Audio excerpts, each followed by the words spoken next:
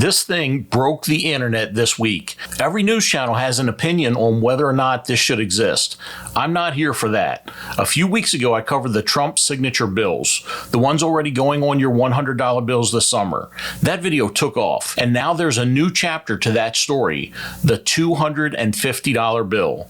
And the question nobody else is asking, if this thing actually gets made, what is it worth? Would you keep it or spend it? What does history tell us? Let's get into it. Here's the quick version of why this is a big deal. There's a law on the books, been there since 1866, that says no living person can appear on U.S. currency. It's been untouched for 160 years. The $250 bill would require Congress to change it. Legislation is already in the House, H.R. 1761, the Donald J. Trump $250 Bill Act. It's been sitting in the Financial Services Committee since February of 2025. No hearing, no vote yet. Treasury Secretary Bessent went on record this week saying they've prepared designs in advance and that they will not print without Congress changing the law first. So it's real, it's in motion, and it's stuck behind a law change that hasn't happened yet. Now, people have strong feelings about this. I get it. I really don't. You might have strong feelings about this. But here's the thing. As collectors, our job isn't to have a political opinion about the face on a note. Our job is to ask, what does this mean for our collection? What's it worth? What does history say? And that's exactly where I want to go. First question, would you actually see one of these in the wild? Almost certainly not.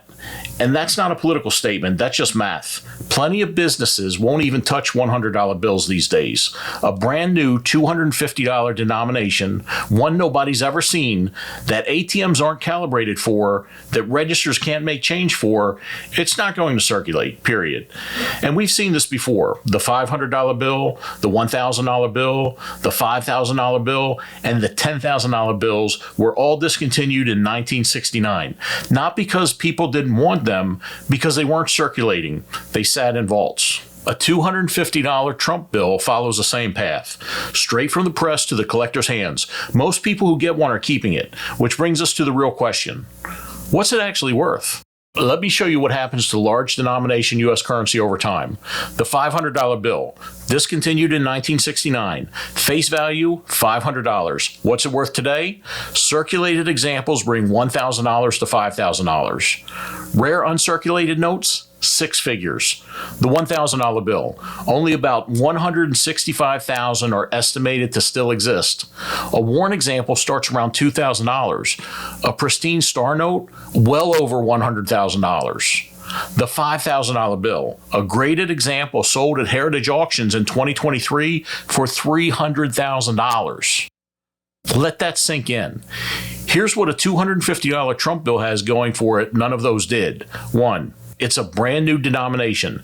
Never existed before in U.S. history. That alone makes it significant to collectors. 2. It's commemorative. Think bicentennial quarters and half dollars from 1976. Made to spend, kept to collect. Virtually nobody spent those. The same behavior happens here times 10 because of the dollar amount. 3. Political significance. Like it or not, this would be the first time a living person appeared on U.S. paper currency in 160 years. That's a fact that doesn't go away regardless of your politics. Future collectors will know that. 4. Error potential. If this gets printed and something goes wrong on even a small part of the run, misprint, inverted seal, off-center portrait, those error notes on a one-of-a-kind commemorative $250 bill, that's a completely different conversation. The print run size is what drives everything here.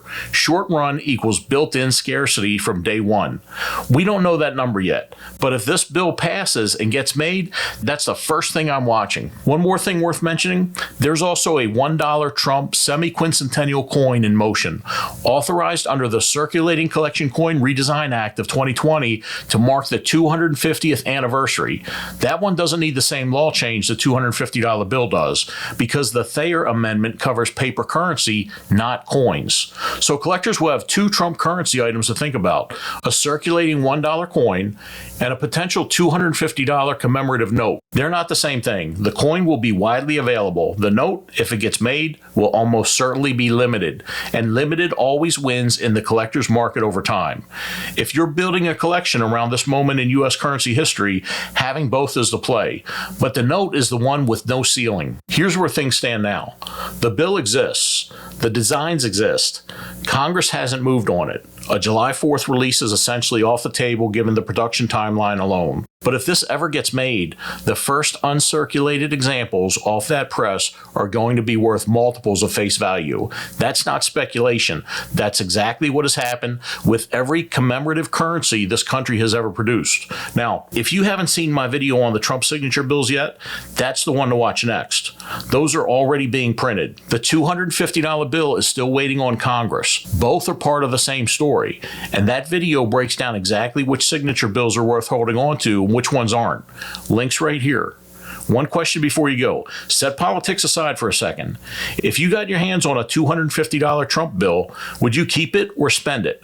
Drop it in the comments. I read all of them, and I generally want to know where this audience lands. Hit that like button if this helped. Thanks for watching.